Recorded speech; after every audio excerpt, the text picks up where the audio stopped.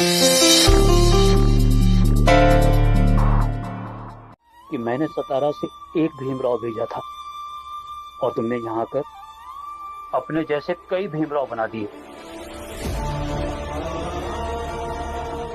मैं सतारा जाऊंगा और वहां बहुत ही फक्र से लोगों से कहूंगा कि भीमराव के बारे में मैंने जैसी कल्पना की थी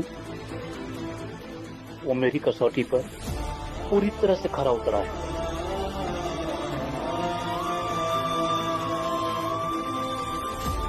धन्यवाद गुरुजी। और आप सभी का बहुत बहुत धन्यवाद। आप सब मेरे जन्मदिन पर यहाँ आए और बहुत अच्छे से जन्मदिन मनाया। मैं आप सभी का शुक्रगुजार हूँ।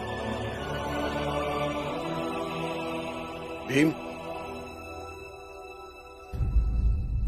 तुम्हारे सतारा से जाने के बाद तुमसे और रामजी बहू से मुलाकात ही नहीं हुई। आज तुम्हारे जन्मदिन के मौके पर हमने सोचा कि चल के तुम्हें बधाई दें, खुशियां मनाएं, नाचे गाएं। इसलिए हम सब आ गए। क्यों पंडित जी? क्यों नहीं सेठ जी, बिल्कुल। अब भीम, मुझे माफ कर देना। राम जी, आप भी माफ कर देना। उस दिन रात को मैं बिना बताए चला गया क्योंकि मेरे पास कोई रास्ता ही नहीं था।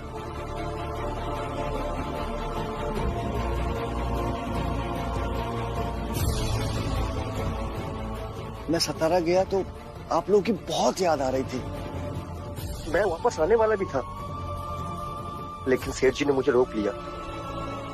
उन्होंने कहा कि भीम का जन्मदिन आने वाला है, फिर सब साथ में इकट्ठे चलेंगे। कोई बात नहीं मंगेश काका। भीम बेटा,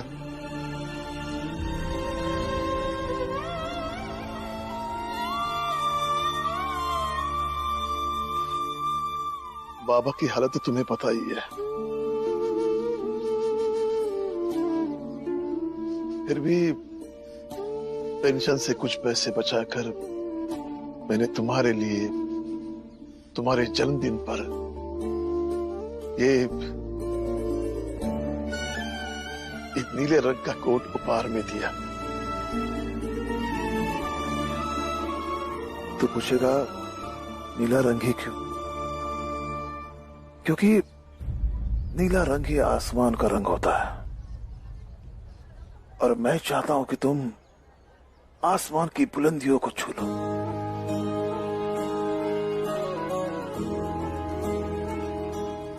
याद है बेटा, जब हम महू छोड़ रहे थे,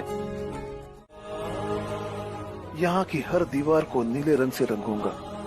जहां भी रहूंगा वहां से आसमान देखूंगा, फिर अपना घर भी दिख जाएगा नीले रंग का। यहाँ की हर दीवार नीले रंग से रंगूंगा, आसमान का रंग। फिर जहाँ रहूंगा वहाँ से नीला आसमान देखूंगा, फिर अपना घर भी दिख जाएगा नीले रंग का। याद आया?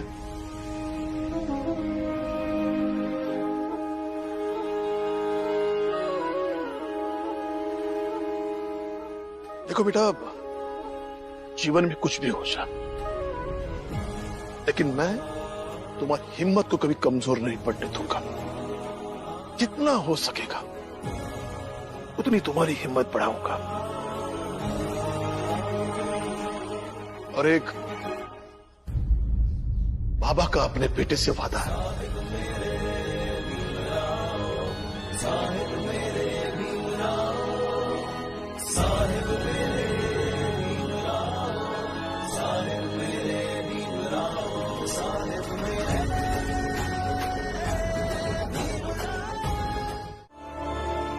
हमेशा आप लोगों को मेरी ही गलती दिखती है। अरे नहीं कहा तो इसमें कौन सी बड़ी बात हो गई? बड़ी बात है बाला, तुमने मेरे विश्वास को तोड़ा है। झूठ झूठ होता है। जब आप लोगों को हमेशा मैं गलत ही दिखता हूँ तो फिर ये बात जानना ही क्यों कि मैं क्या करता हूँ, कैसे करता हूँ, क्यों करता हूँ, किस लिए करता हूँ? बाला, तुम हद से आगे बढ़ रहे हो। यही तो दिक्कत है ना बाबा, मैं कुछ भी बोलता हूँ, थोड़ा भी बोलता हूँ तो हद से ज्यादा हो जाता है। हम दूर रहे वही अच्छा है।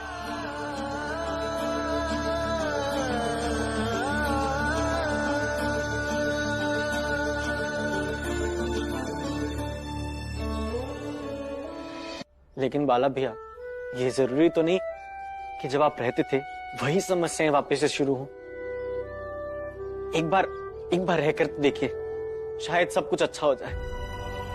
और क्या पता, जब हम सब साथ रहने लगेंगे तो सब ठीक भी हो जाए।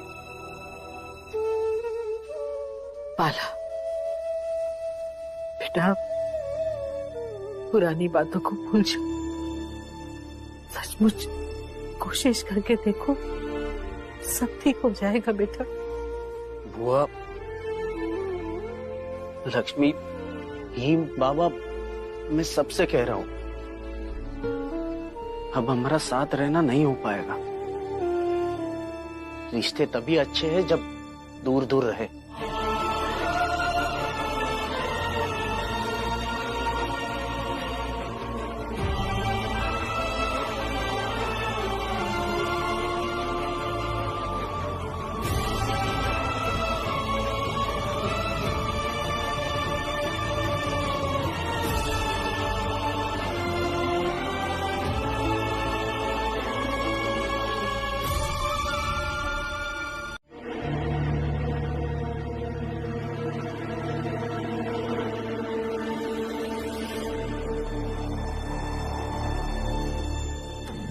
क्या सोच रहे हो? खुश हो रहे हो? लग रहा है बहुत बड़े आदमी बन गए हो तुम, क्योंकि ये सब सातारा वाले लोग आए हैं तुम्हें बधाइयां देने, शुभकामनाएं देने, तुम्हारा सम्मान करने। लेकिन इन लोगों की तरह मैं तुम्हें शुभकामनाएं नहीं दे सकती, क्योंकि मैं हमेशा तुम्हें बद्दुआ ही दूंगी। नहीं,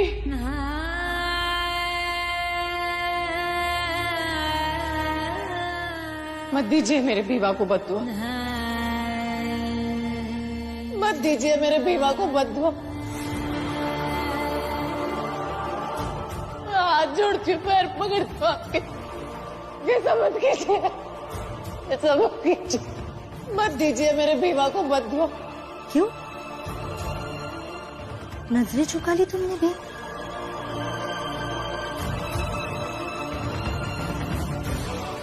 शर्म आ रही है?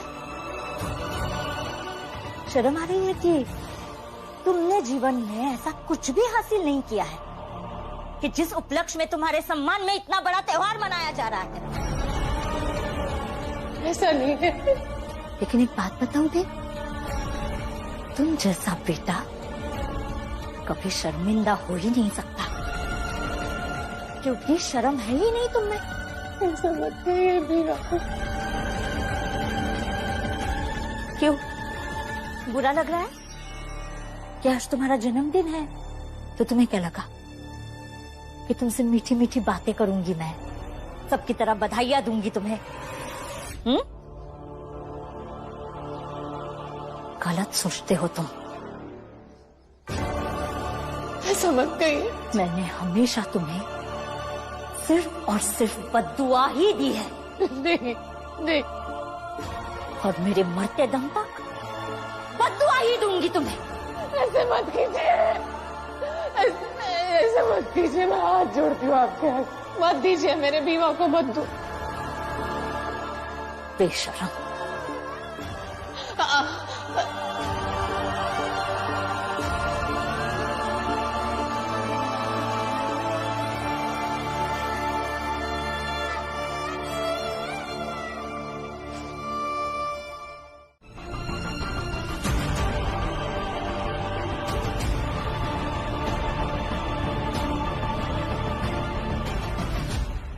भीम, बहुत ही स्वादिष्ट खाना है, मजा आ गया। सेठ जी, भीम का ये जन्मदिन हमें जिंदगी भर याद रहेगा। सही कहा मंगेश तुमने।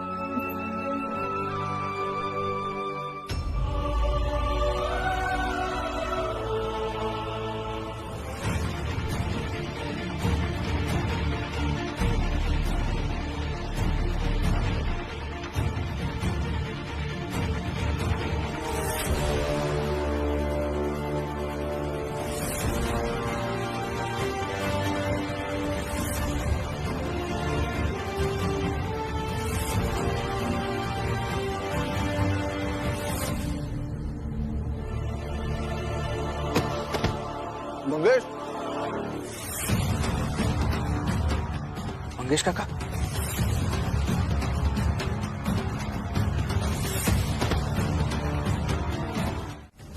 मंगेश। जी सर जी। आपके पीछे पीछे हम दोनों भी गए थे और छुपकर आपको जहर लेते हुए भी देखा।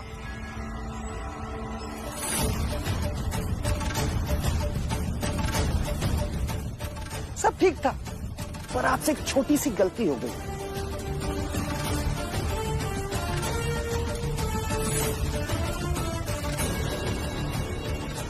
जब आप जहर को पीस कर हाथ धोने गए ना, हमने उसी वक्त पुड़िये को बदल दिया।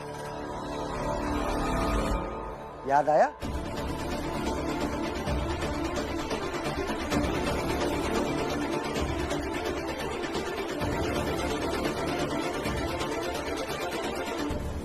हितेश काका,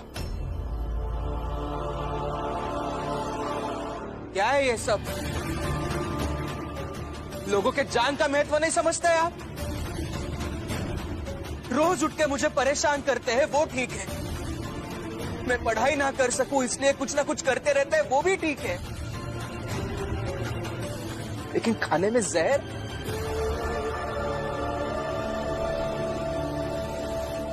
आज इन लोगों के जान को कुछ हो जाता तो सबके सामने मैं कलंकित हो जाता। ए भीमराव, ये दोनों कहानी सुना दी और तुमने मान लिया?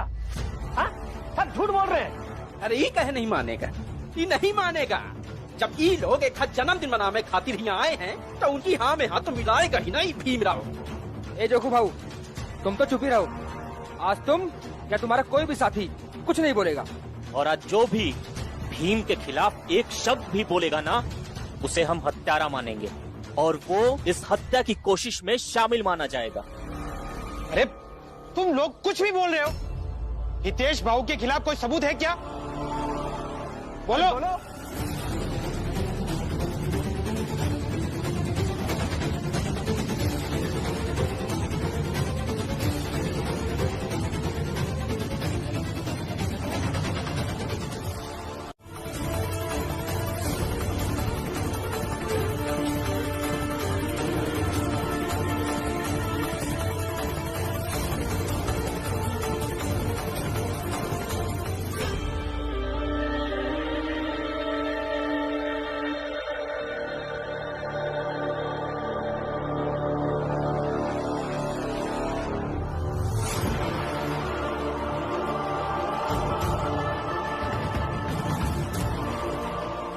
क्या हुआ?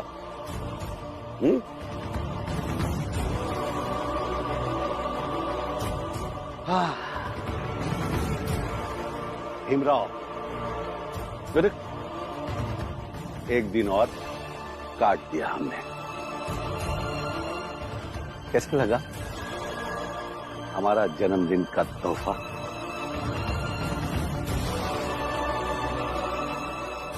राम जी, तू अब भजन गा और इसका जन्मदिन मना।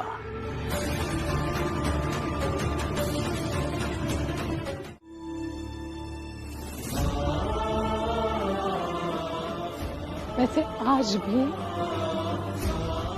वो साथ ही है।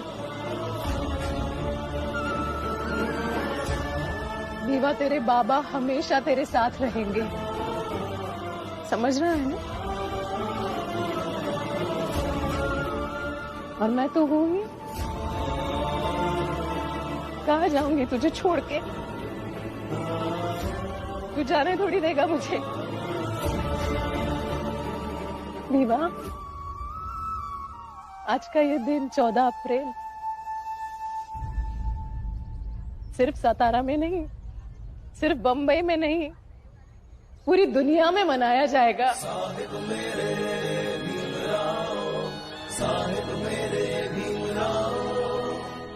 और तब ना, तब ये भीमाबाई सतपाल गर्व से कहेंगी, ये मेरा भीमा है।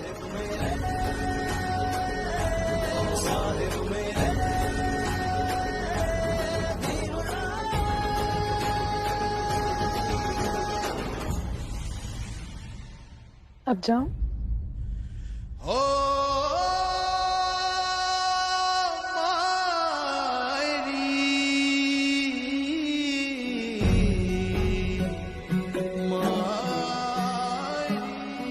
याद रख, तुझे जीतना है, लड़ना है।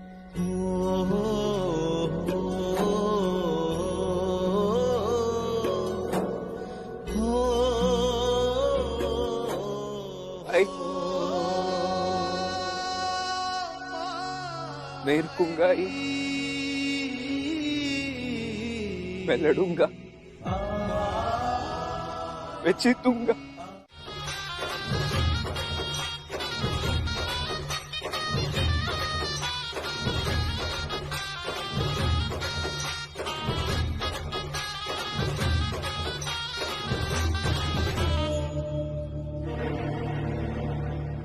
भीमराव, कल तक तुमने बहुत बाजा बजा दिए, आज हम भी इन्हें मनोरंजन के लिए बुला लाए।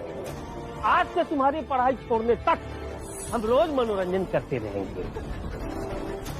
बेचारे ने बहुत उछल कूद की, लेकिन पैसों का जुगाड़ अभी तक नहीं कर पाया। और ये राम जी कल तक तो हवा के घोड़े पे सवार था, लगता है उसे उसी घोड़े ने गुलत्ती मार के गिरा दिया।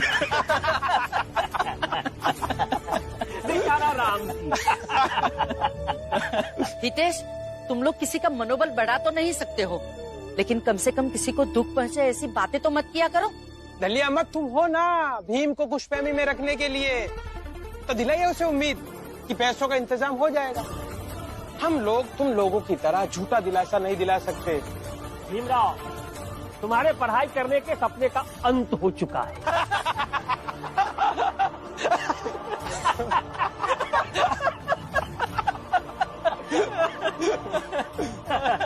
भीमराव, भीमराव, एक रास्ता मिल गया भीमराव, एक रास्ता मिल गया।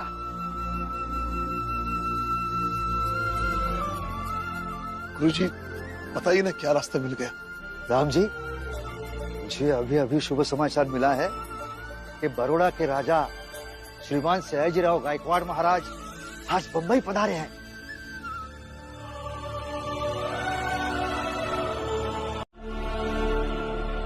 अब एक बार जाकर देखिए। चलो भीम, पुस्तकें देने के संदर्भ में मैं कई बार महाराज से मिल चुका हूं। मेरा महाराज से मिलना अत्यंत आसान है।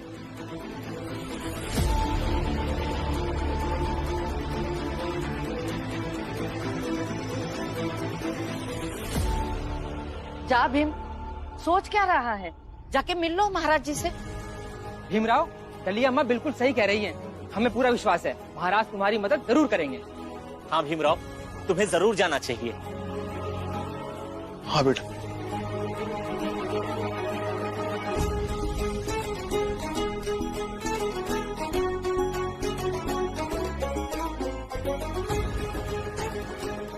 चलिए गुरुजी। चलो।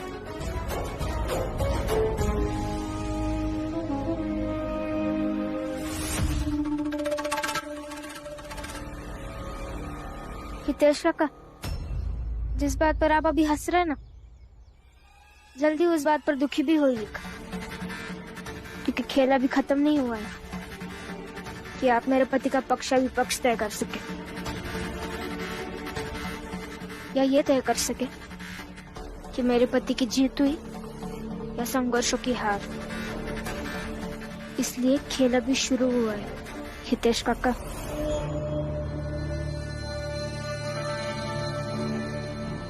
हाँ, और यहाँ जो है ना, कोई कहीं नहीं जाएगा, हिलेगा भी नहीं यहाँ से, तब तक जब तक कि ये पता नहीं चल जाता कि राजा साहब के यहाँ क्या हुआ।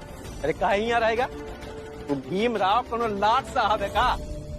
ये ओकरे खातिर हम अपन काम धाम छोड़ के यहाँ खड़े रहेंगे। जिस तरह से तुम लोग भीम का मजाक उड़ाकर हंस रहे हो ना, उसी तरह भीम को महाराज जी से छात्रवृत्ति लेकर आते हुए देखने का साहस भी दिखाओ। हवा में सोच रही हो डलिया अम्मा?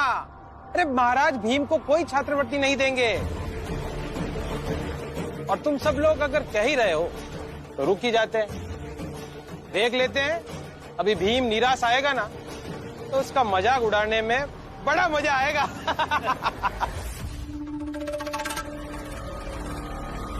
जिसे रहना है रहे।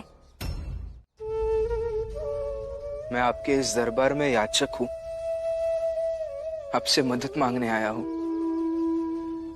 लेकिन इस सब के बावजूद मुझे ऐसा लगता है कि आपका ये फैसला न्यायपूर्ण नहीं है।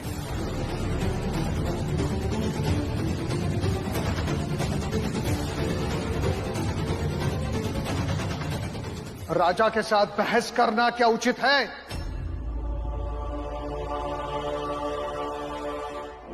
राजा के लिए हुए फैसले पर सवाल उठाना क्या उचित है?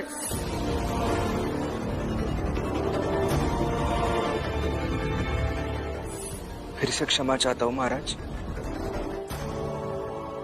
लेकिन अपनी बात को सही तरीके से रखना उचित ही है ना। भीमराव, महाराज से बहस करोगे ना तो महाराज बर्दाश्त नहीं करेंगे, समझा? चलिए गुरुजी, महाराज की आज्ञा का पालन होना भी जरूरी है।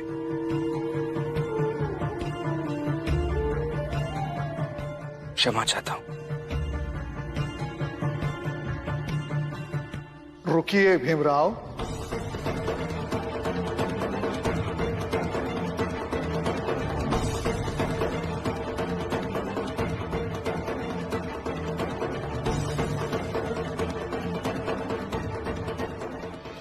महाराज, महाराज ये अस्पृश्य है, इसे छात्रवृत्ति देने के लिए प्रचंड देव, मैं एक राजा हूं, किसी की जाति मेरे लिए सीमा नहीं बन सकती। मैं अस्पृश्यता को नहीं मानता। मैं तो दरअसल भीमराव की परीक्षा ले रहा था।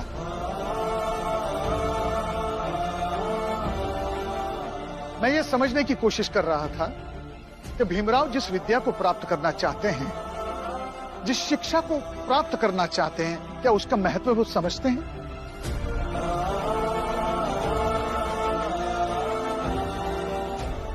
आप सबको बताते हुए मुझे आनंद हो रहा है कि मैंने जो परीक्षा ली थी भीमराव की, उसमें वो उत्तीर्ण हो चुके हैं।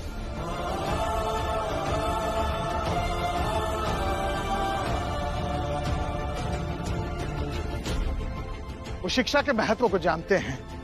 वो ये भी जानते हैं कि स्वयं उनका अपना राजा यदि उनके सामने खड़ा होकर कोई बात कहे, कोई फैसला ले, तो उस फैसले पर तर्क किया जा सकता है, अपनी बात रखी जाती है।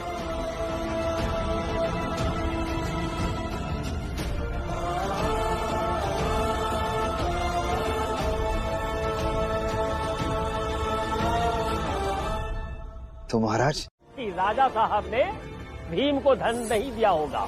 अगर धन दिया होता तो अभी तक वो उछल कूद करके यहाँ पे आ गया होता। हा? अरे ऊकी तो आदत है हर जगह जाए के अपन बेइज्जती करवाने की। तो वहाँ अपन बेइज्जती करवाएगा, अब मुंह लटका के ही आ जाएगा।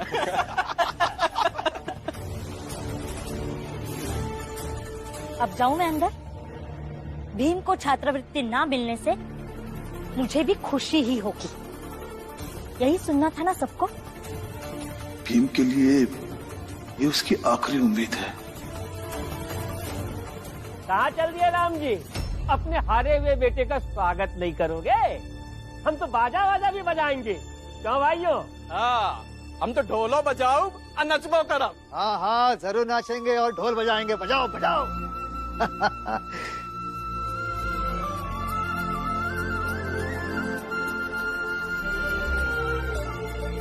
जिनके पास राम जी जैसा पिता हो, उसका बेटा कभी हार नहीं सकता है। क्या हुआ? आपको छात्रवृत्ति मिली या नहीं? मिली नहीं है, परंतु मिलने की अधिक संभावना है। संभावना बनी है मतलब बुआ, निकुंज नाम का एक लड़का है, हम दोनों के बीच प्रतियोगिता होगी और हम में से जो भी ज्यादा अंक लाकर पास होगा, छात्रवृत्ति उसे मिलेगी।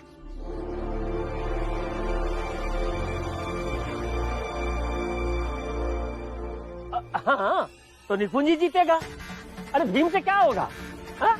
मैं तो चाहता हूँ ये भीम हार जाए तो अच्छा है। अगर ये जीत गया ना तो फिर भाषण देना शुरू कर देगा। आपके चाहने से क्या होगा? जब परिणाम आएंगे तब देखिएगा। अरे क्या देखेंगे? यही कि कैसे मेरे पति संघर्ष करके जीतकर आगे की पढ़ाई करेंगे।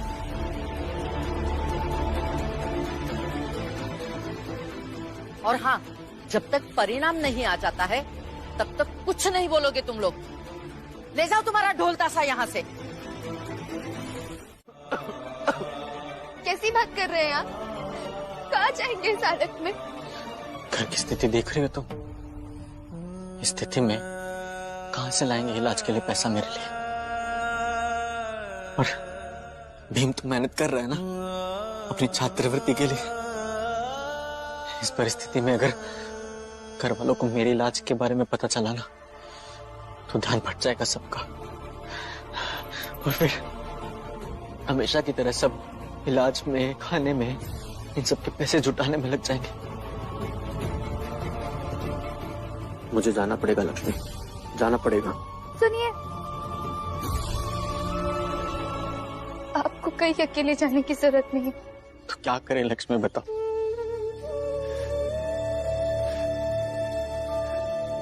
हम मेरे मायके चले, कोकण, वहाँ आपका इलाज भी हो जाएगा। जब तक भीम बाबू और बाकी के चौल वाले आते हैं हम तब तक निकल जाएंगे। हाँ, ये कर सकते हैं। मशाल से दिए जलाने हैं, किंतु तुमने दिए से दिए जलाए, ऐसा क्यों? क्षमा करें महाराज, लेकिन मेरे लिए इन दियों का जलना शिक्षा के विस्तार जैसा है। शिक्षा की लौ एक दूसरे को ऐसे ही प्रज्वलित करती है जैसे अभी एक दिए की लौ ने दूसरे दिए को जलाया। महाराज, ऐसा करने से सब दिए जल भी गए और एक भी दिए का नुकसान नहीं हुआ।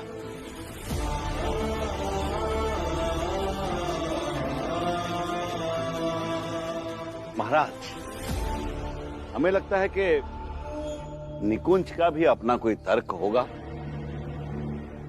आप इससे इसका तर्क भी तो पूछिए। अवश्य। निकुंज, तुम्हें कुछ कहना है? जी महाराज। महाराज, मेरे लिए ये मशाल एक गुरु के जैसी है और ये दिए उसके शिष्य के जैसे। अब ऐसा तो हो नहीं सकता कि सब पढ़ ही ले। जो दिए टूट गए वो ऐसे ही थे जिनकी किस्मत में पढ़ाई नहीं है। तो मैंने शिक्षा व्यवस्था की तस्वीर पेश करने की कोशिश की है महाराज।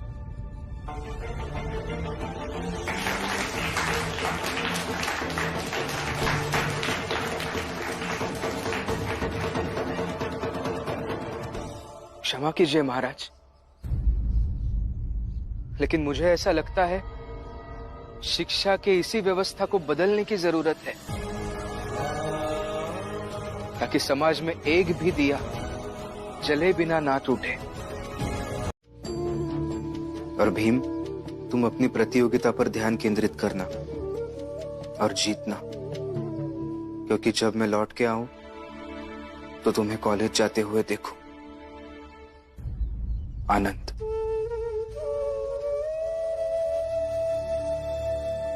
ये अचानक इस तरह से दोनों कैसे चले गए? अब खुशी की बात थी तो चले गए, ढिंडोरा पीट कर जाते। खुशी की बात होती तो इंतजार करते हमारे आने तक का, लेकिन ऐसा नहीं किया उन्होंने। बाबा, कहीं कुछ और बात तो नहीं होगी ना? वही तो समझ में नहीं आ रहा है। आनंद भैया और लक्ष्मी दीदी दोनों खुश थे कि आपको छात्रवृत्ति मिलेगी, फिर अचानक से चले गए। चाहे जिस कारण वो दोनों चले गए, मैं पता लगा लूंगा। भीम, तुम अपनी परीक्षा की तैयारी करो। हाँ भीम, भैया सही कह रहे हैं, हर हाल में तुम्हें छात्रवृत्ति मिलनी चाहिए।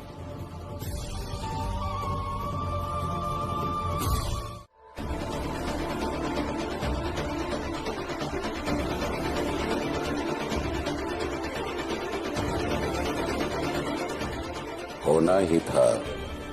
जब प्रश्न पत्र पहले मिल जाए तो 100 में 100 तो आएंगे ही। हमारे भीम के ही आए होंगे 100 में से 100। किसे 100 में से 100 अंक प्राप्त हुए हैं? महाराज 100 में से 100 अंक प्राप्त हुए हैं निकुंज को।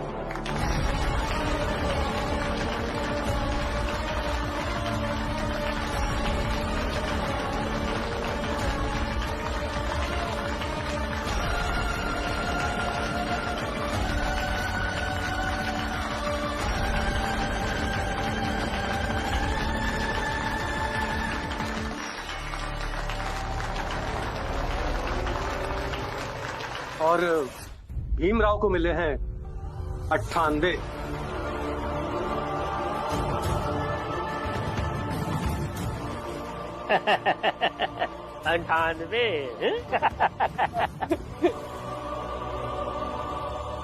मतलब प्रतियोगिता के दूसरे चरण को निकुंज ने जीता है और भीमराव हारा।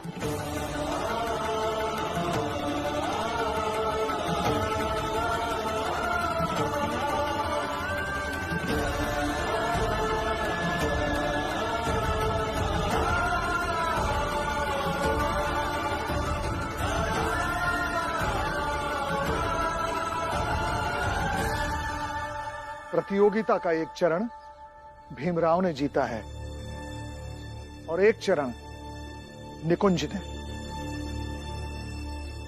अब दोनों बराबरी पर है।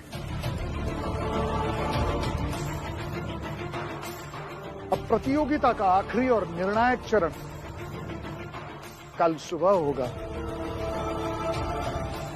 और आप सब इस दरबार में कल सुबह सूर्योदय से पहले आ जाना। भीमराव, निकुंज, तुम दोनों सूर्योदय के पश्चात आना। जी महाराज। जी महाराज। लेकिन महाराज आखिरी चरण में होगा क्या? प्रचंड देव, कुछ भी हो सकता है। तुम दोनों तैयार रहना और हां, याद रहे तुम दोनों को अलग अलग और अकेले आना है, किसी के साथ नहीं आओगे। जी।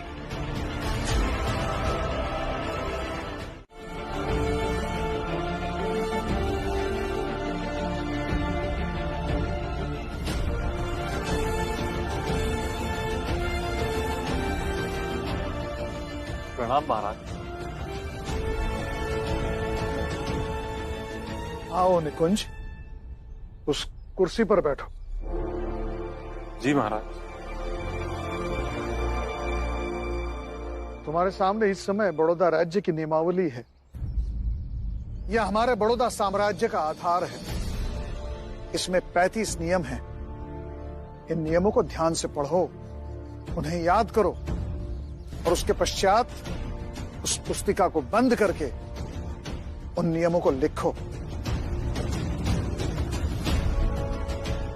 और ये सब कुछ तुम्हें समय की तय सीमा में करना है। जी महाराज।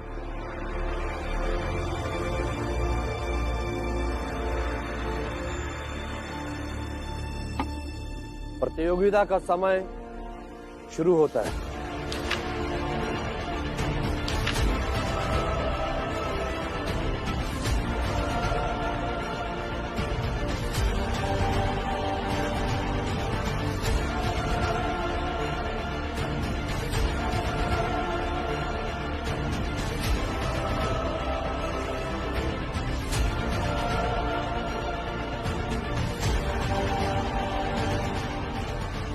ये भीम कहाँ रह गए?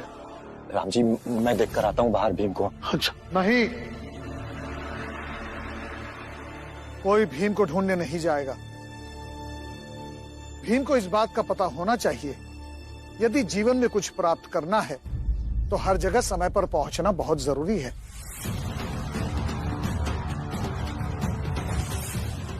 भला जो व्यक्ति समय का पाबंद ना हो वो जीवन में क्या कर सकता है?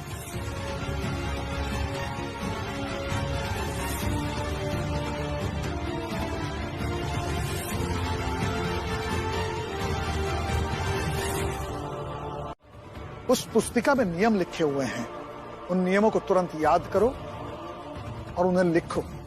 और अब जितना समय शेष है उतना ही दिया जाएगा। जो सबसे ज्यादा नियम लिखेगा वो इस प्रतियोगिता का विजेता घोषित कर दिया जाएगा। जी।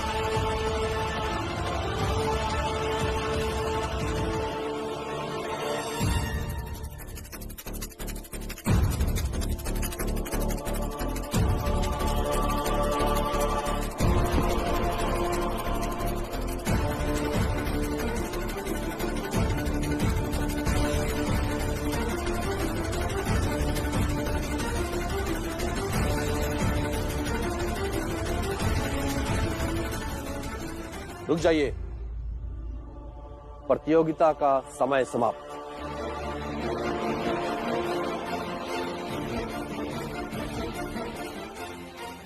निकुंज, तुमने कितने नियम लिखे बताओ।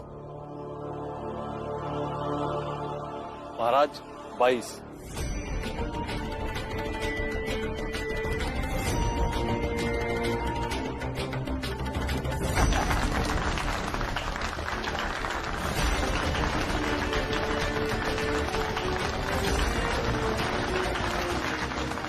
भीमराव, तुम भी बताओ।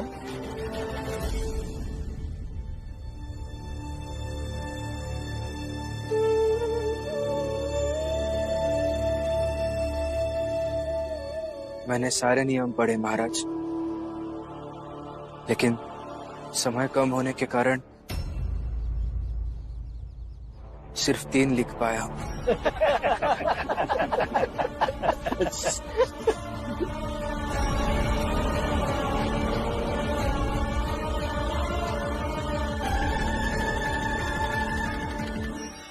लेकिन आपको आने में देर क्यों हुई? रमा, बाद में पूछते बताते रहना। हम लोग यहाँ इसलिए आए हैं कि छात्रवृत्ति किसको मिलेगी इसकी घोषणा महाराज के मुंह से सुन सके। हाँ महाराज, अब आप निकुंज को विजेता घोषित कर दीजिए। भीम ने सही नहीं किया। उसने ऐसी नौकरी चुन ली है कि वो आगे की पढ़ाई कभी कर नहीं पाएगा, और मैं ये कभी नहीं चाहूंगा। लेकिन आपके चाहने से भीम ने कभी कुछ किया है? आपने तो ये भी नहीं चाहा था ना कि वो घर छोड़कर निकल जाए, फिर भी गया। इस घर में जो रहेंगे उन्हें बाबा की बात माननी पड़ेगी, लेकिन बाबा ने जो कुछ भी मेरे पढ़ाई के बारे में कहा वो मैं नहीं मान सकता, इसलिए मैं ये घर छोड़ के जा रहा हूँ। आपने ये भी नहीं चाहा था कि वो पढ़ाई छोड़कर नौकरी ढूंढे, लेकिन उसने तो ढूंढ ली। तुम्हारा बाबा अभी जिंदा है, तुम्हें काम करने की कोई जरूरत नहीं, तुम्हें सिर्फ पढ़ाई करनी है। माफ कीजिए बाबा, अब की ये बात मैं नहीं मान सकता।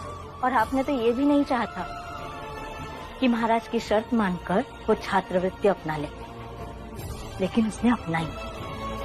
तुम्हारी पढ़ाई खत्म होने के पश्चात तुम्हें बड़ौदा आकर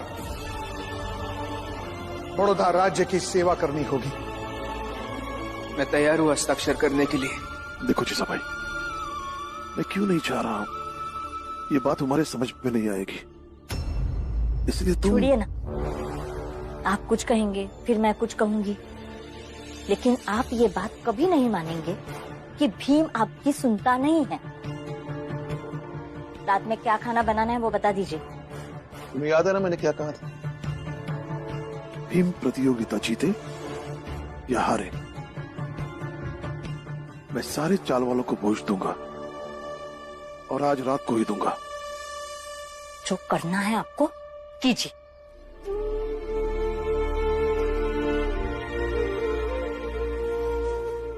राम जी, अब जो हुआ सो हुआ। अब भीम को जो सही लगा उसने वही किया। अब इसमें भीम से नाराज रहकर क्या फायदा? देखो पुरंजन, मैं नाराज भीम निकल जाओ यहाँ से। नहीं मुझे मत निकाले दया कीजिए हुई पर। इस घर में तेरे लिए कोई जगह नहीं है। कृष्ण देव जी, ये क्या कर रहे हैं आप? वही कर रहे हैं जैसे जात विरोधी धर्म विरोधी के साथ करना आवश्यक है। अरे हमने उस भीमराव की हार के लिए और निकुंज की जीत के लिए कितनी प्रार्थनाएं की थी, क्या क्या नहीं किया हमने, हर प्रपंच तक किया। मगर ये हमारी पत्नी, ये यहाँ बैठकर भीमराव की जीत और उस निकुंज की हार की प्रार्थनाएं कर रही थी। हमारी पत्नी होकर ये प्रार्थना कर रही थी। नहीं जी, मैंने निकुंज की असफलता के लिए कभी प्रार्थना नहीं की। मैंने तो बस भगवान को यही बोला कि जो ज्यादा योग्य है वही सफल हो। ठीक है, तो एक काम कर, अब तू जा यहाँ से, क्या मर्जी चाहे जा, अपने मायके में जा, मगर इस घर में तेरे लिए कोई जगह नहीं है। माफ कर दीजिए, मुझे मत निकालिए घर से, मुझे माफ कर दीजिए। मैं कहाँ जाऊंगी? जहाँ वो योग्य भीमराव तुझे ले जाए वहाँ जा। चलो भाई चलो। रुकिए जी।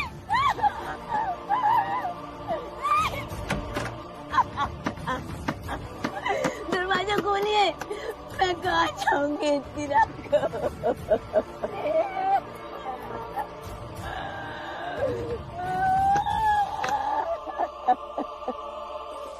जल्दी कर, ये हो गया।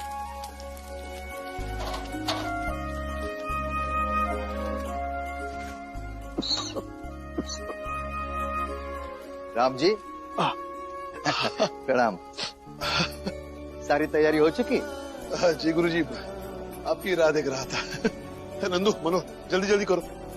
जोगू भाऊ, जनार्दन भाऊ, आइए, रितेश भाऊ, आइए। भीम बेटा आ जाओ। दीपक, जल्दी जल्दी कर। गुरुजी नमस्ते। प्रणाम। राम जी, एक बात मैं तुमको बता दूं, मैं तो तुम्हारे यहाँ खा लूंगा, लेकिन इसका मतलब ये नहीं है कि हम सब खुश हैं इस बात को लेकर के कि भीम आगे पढ़ाई करे। खाएंगे तो सिर्फ इसलिए ताकि चाल का भाईचारा बना रहे। हाँ, भाईचारा बनाने के लिए ही खा लीजिए, इससे सेहत भी बनी रहेगी आपकी।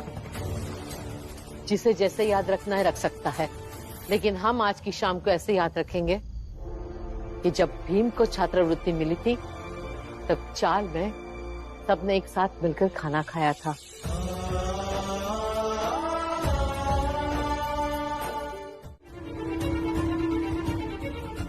और इनके पेंशन के पैसे से एक फूटी कौड़ी भी नहीं दूंगी तुम्हें। ऐसी कसम खाई है मैंने, अपनी कसम तो नहीं तोड़ सकती।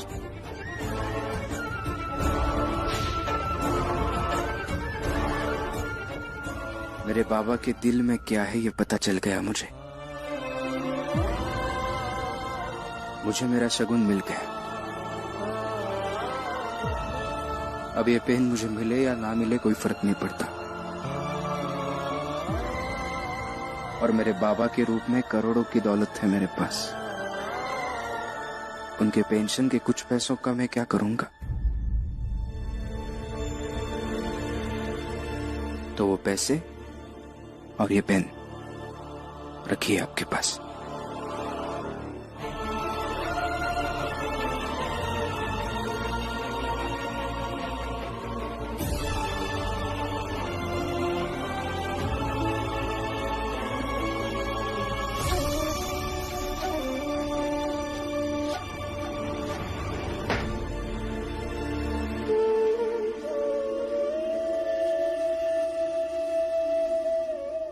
क्या हुआ? बहुत हैरानी हो रही है। भीम के साथ साथ मेरी भी नई शुरुआत है ये, और अपनी लड़ाई मैं खुद लड़ूंगी। मतलब उस भीमराव ने तेरे अंदर ताकत की चाबी भर दी, और तू क्रांतिवीर बनकर आ गई है। सुन, ज्यादा मत बोल वरना यहीं पर निपटा देंगे। निपटा दीजिए, लेकिन अगर मुझे कुछ हुआ तो आप सब पर मुकदमा चलेगा।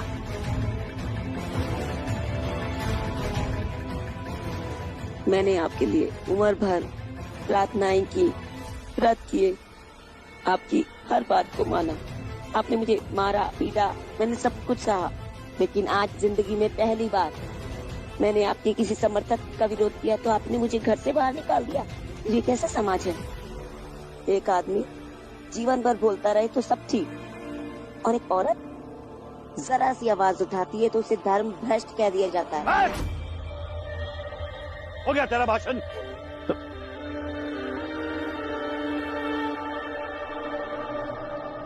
ट्रेन छूट जाएगी तेरी, चल जा। नहीं, मैं कहीं नहीं जाऊंगी।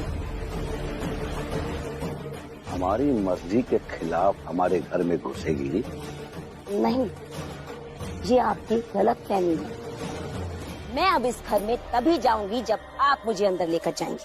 तब तक मैं उस चौक पर ही रहूंगी जहां आकर आप चाय नाश्ता करते हैं, और वहीं बैठी रहूंगी दिन रात। देखती हूँ आप कब तक मुझे लेने नहीं आए। ऐसा कुछ नहीं होगा। होगा, जरूर होगा, क्योंकि भीम ये कहता है कि अच्छी नीयत से लड़ी गई लड़ाई की हमेशा जीत होती है, और मुझे पूरा विश्वास है कि मेरी भी जीत जरूर होगी।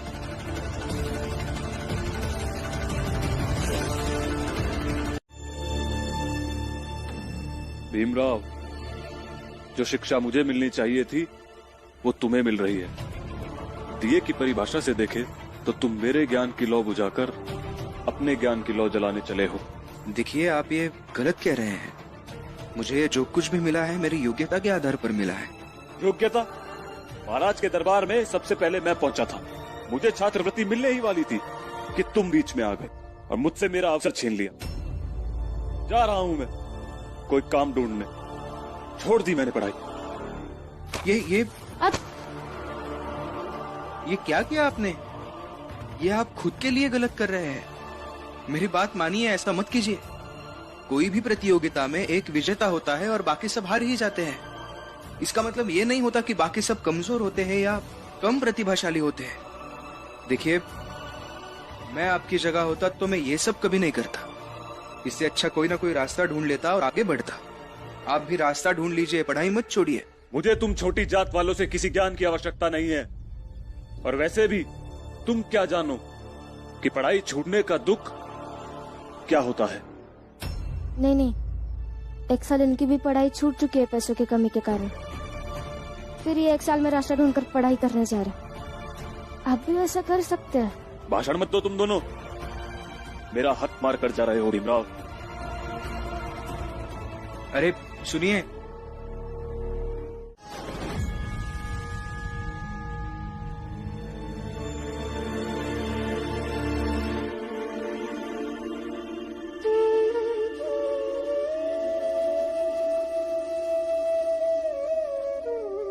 भैया कुछ पता चला आनंद के बारे में? हाँ, पता चला। एक कोकण के आदमी से मुलाकात हुई थी जो मेरे साथ फौज में काम करता था। आनंद ने हमसे झूठ बोला है। दरअसल उसकी तबीयत खराब हो गई थी, तो लक्ष्मी उसे लेकर अपने मायके कोकण गई है। लेकिन अभी उसकी तबीयत ठीक है, इलाज चल रहा है। भैया, आपको जब पता चला कि उसकी तबीयत ठीक नहीं थी तो आपको उसे मिलना चाहिए था। लेकिन मैं अभी जाना नहीं चाहता। अभी पता चला है ना कि वो ठीक है तो। लेकिन भैया, अगर आप मिल लेते तो उसे अच्छा लगता ना। मीरा, मैं आनंद के पास इसलिए नहीं जा रहा हूं कि मेरे पास पैसे नहीं है और एक बीमार बेटे के सामने दरिद्रता के साथ एक बाप को खड़े होने की हिम्मत नहीं हो रही। इसलिए मैं जाना नहीं चाहता। सब ठीक हो जाएगा, धीरे धीरे सब ठीक हो जाएगा। लेकिन मेरा, तुम किसी से कुछ मत कहना। मेरे पास पैसे आ जाएंगे तो मैं खुद आनंद को देखने चला जाऊंगा। नहीं कहूंगी, किसी से कुछ नहीं कहूंगी।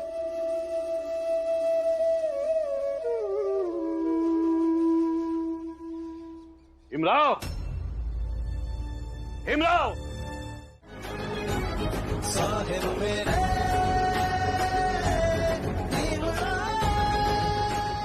आरक्षित कर दीजिए हमें ताकि हमारे सपने आपकी इस भीड़ में ना मर जाए।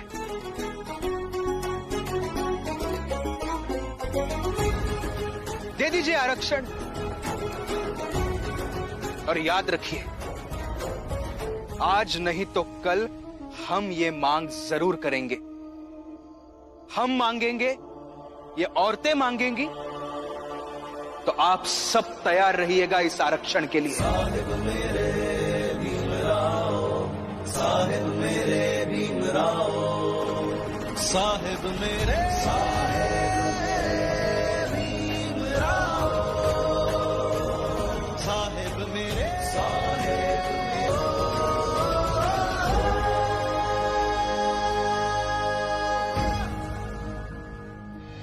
आरक्षण।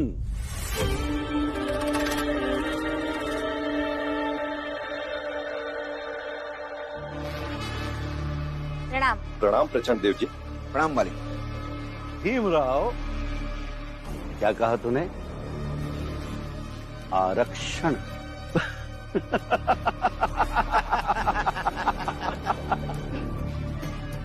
हम इन्हें आरक्षण देंगे जिन्हें हम अपने समाज का हिस्सा भी नहीं समझते। इन्हें आरक्षण देंगे हम जिन्हें हम अपने से दूर रखते हैं। इन्हें आरक्षण देकर हम आरक्षित करेंगे। इन्हें जमीन देंगे हम जिस पर ये अपनी खेती करके अपने सपनों का महल खड़ा करेंगे।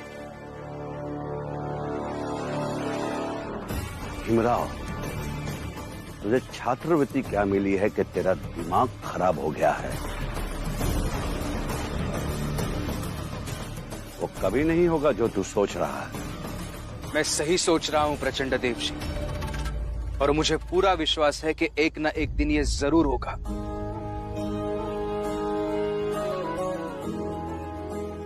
क्योंकि सदियों से जो हमारे साथ अन्याय हो रहा है उस चीज की भरपाई कोई कर नहीं सकता, लेकिन हमारी आने वाली पीढ़ियां सम्मान के साथ जिए, उन्हें उनका हक मिले, समाज में बराबरी का दर्जा हासिल हो और योग्यता के अनुसार उन्हें काम मिले, इसलिए ये होना जरूरी है।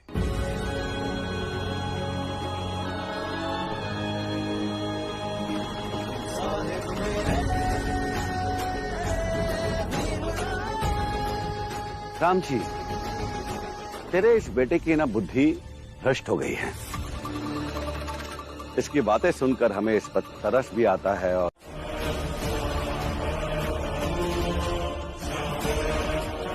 आप सब लोग अपने घर जाइए, जाइए जाइए।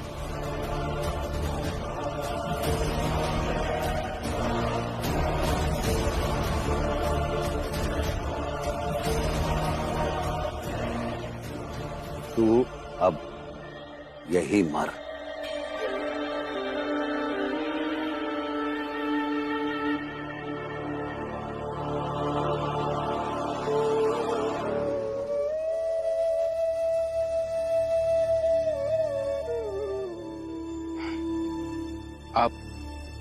आप खाना खा लीजिए।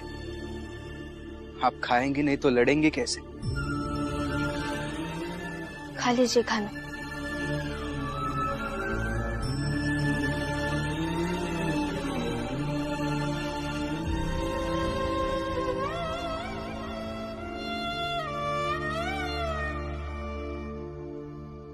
कबीरा सोई पीर है जो जाने पर पीर, जो पर पीर न जाने सो काफिर बेपीर, सो काफिर बेपीर।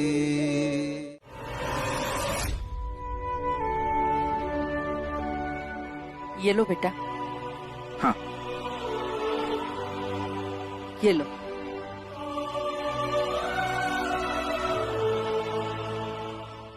भीम, जब से तुम इस चाल में आए हो तुमको पढ़ते लिखते देखा था हम तो गवार, ना कभी पढ़े लिखे, ना इतना किताब कापी हाथ में उठाए, लेकिन आज अपने हाथ से इसे किताब कापी छू के देख के ये सब ना बहुत अच्छा लगा। तुमने पढ़ाई का अहमियत समझ में आ रहा है हमका। हाँ भी, आज पहली बार किताबों को छुआ तो समझ आ रहा है ये किताबों की क्या अहमियत है। खुश रहो भीम, खूब पढ़ो, खूब आगे जाओ। धन्यवाद अम्मा।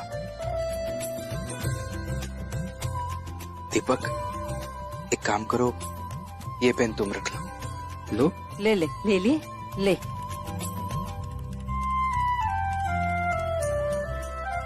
और सिर्फ पेन ही क्यों, ये लो, ये कॉपी भी रख लो, इसमें लिखना।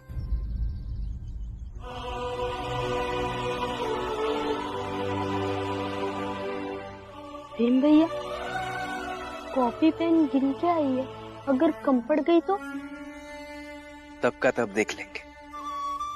और वैसे भी ये छात्रवृत्ति मिलने की जो जीत है वो मेरी अकेले की नहीं है, बल्कि हमारे जात के और हमारे समाज के हर उस व्यक्ति की है जो शिक्षा का समर्थक है। बहुत पढ़ो दीपक। अच्छा बेटा, हम चलते हैं। जी, धन्यवाद अम्मा। धन्यवाद काकी। चलो अम्मा।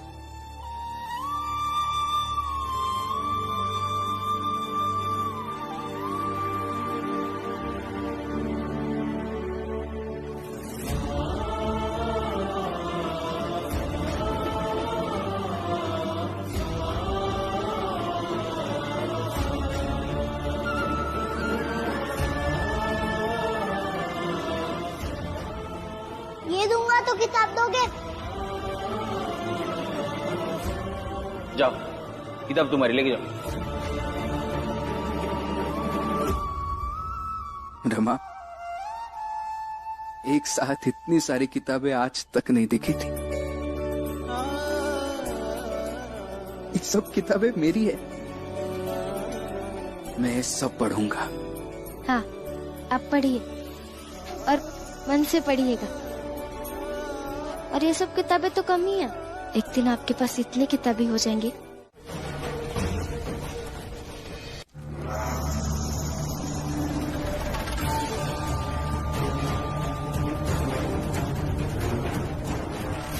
इस बार तुम्हारी किताबों को नहीं जला रही हूँ मैं भीम, बल्कि तुम्हारे सपनों को जला रही हूँ।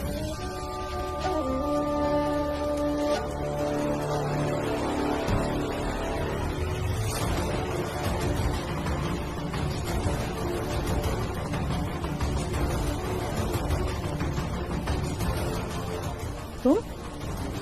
हाँ, मैं आ गई कोकण से, और अच्छा हुआ कि आ गई। कम से कम आपको ये अनहोनी करने से तो रोक पाई। कौन सी अनहोनी लक्ष्मी? भूल गई? कभी ये सब हम दोनों ने मिलकर किया था? नहीं, भूली नहीं हूँ, लेकिन पहले जो गलती मैंने की थी अब ना वो खुद करूंगी और ना आपको करने दूंगी।